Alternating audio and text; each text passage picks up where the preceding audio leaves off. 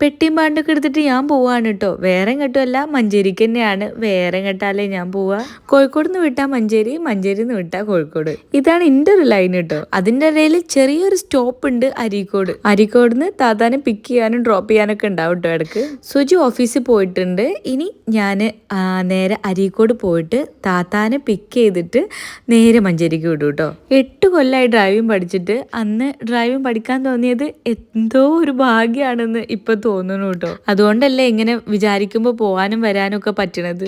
ഇപ്പൊ ഈ മഞ്ചേരിക്ക് വരുന്നത് ഒരു കാര്യമില്ലാണ്ടാണ് കേട്ടോ. ശനിയാഴ്ച ആയി, ഇപ്പൊ 2 ദിവസം വെറുതെ ഇരിക്കല്ലേ, എന്നാ മഞ്ചേരിക്ക് വരാം, അങ്ങനെയാണ് കേട്ടോ. അപ്പൊ പിന്നെ താത്താനെ വെറുതെ വിട്ടില്ല. റെഡി ആയി നിന്നോ, ഞാൻ വരുന്നുണ്ട്, നമുക്ക് ഒരുമിച്ച് അങ്ങോട്ട് മഞ്ചേരിയിലേക്ക് പോകാന്ന്. ആ പോണ വഴി ചെറിയൊരു പണി ഞാൻ അവക്കിട്ട് കൊടുത്തിട്ടുണ്ട്. മക്കളെ സ്കൂൾ യൂണിഫോമിന്റെ പാന്റിന് ചെറിയൊരു വലിപ്പം കൂടുതലുണ്ട് കേട്ടോ. അപ്പൊ അതൊന്ന് ചെറുതാക്കേണ്ട പണി അവക്ക് നൈസായിട്ട് അങ്ങോട്ട് കൊടുത്തിട്ടുണ്ട്. മക്കള് 3 ഒന്നിച്ചാൽ ഉണ്ടാവുന്ന ആദ്യ റൗണ്ട് മിഠായി വാങ്ങലിൽ കൊണ്ടുവന്നാട്ടോ ഈ കടല മിഠായി.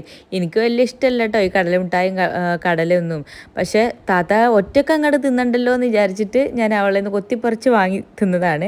പിന്നെ അവൾ പാവല്ലേ വിചാരിച്ചിട്ടും ബാക്കി ഒരു ചെറിയ കഷ്ണം കൂടി അവൾക്ക് അങ്ങോട്ട് കൊടുത്തു. അതൊക്കെ കഴിഞ്ഞ് ഞാൻ താഴെ വന്നപ്പോൾ മഞ്ചേരിയിലേക്ക് പോവാന്ന് പറഞ്ഞപ്പോൾ രണ്ടാമത്തെ റൗണ്ട് മിഠായി വാങ്ങലും കൂടി അവരങ്ങോട്ട് സാധിച്ചെടുത്തിട്ടുണ്ട് കേട്ടോ. ആര്യനും റെയ്നുവിനൊന്നും ഒറ്റക്ക് കടയിൽ പോകുന്നതിന്റെ സുഖമൊന്നും കിട്ടിയിട്ടില്ല കേട്ടോ. അത് ഇവിടെ വരുമ്പോഴാണ് കേട്ടോ ആസ്വദിക്കാറുള്ളത്. അതൊക്കെ കഴിഞ്ഞതാ ഞങ്ങൾ മഞ്ചേരിയിലേക്ക് ഇറങ്ങി. പക്ഷെ ഉച്ചയായതുകൊണ്ട് തന്നെ ഞങ്ങൾക്ക് നല്ല വിശപ്പുണ്ടായിരുന്നു. പക്ഷെ നേരെ മഞ്ചേരിയിലേക്ക് വിട്ടിട്ട് കാര്യമില്ല, അവിടെ ആരുമില്ല കേട്ടോ. അവരെല്ലാവരും കൂടി ഒരു കല്യാണത്തിന് പോയിരിക്കുകയാണ്. അതുകൊണ്ട് തന്നെ വീട്ടിൽ ഫുഡൊന്നും ഇല്ല കേട്ടോ.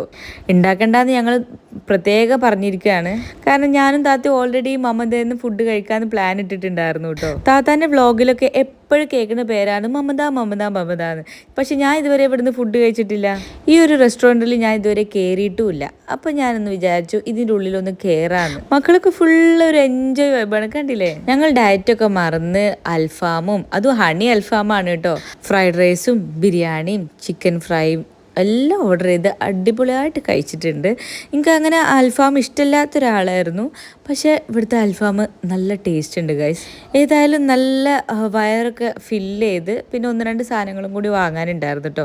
അതൊക്കെ വാങ്ങി ഞങ്ങളിങ്ങനെ കുറേ കാര്യങ്ങളൊക്കെ ഞങ്ങൾക്ക് പിന്നെ സംസാരിച്ചാലൊന്നും ഒന്നും അങ്ങോട്ട് തീരൂല കേട്ടോ. എത്ര വർത്താനം പറഞ്ഞാലും തീരാത്ത വർത്താനമാണ് ഞങ്ങളത്. ഒരു ദിവസം തന്നെ ഒരുപാട് സമയം വീഡിയോ കോൾ ചെയ്യുന്ന ആൾക്കാരാണ് കേട്ടോ ഞങ്ങൾ. എന്നാലും സംസാരിച്ച് തീരൂല.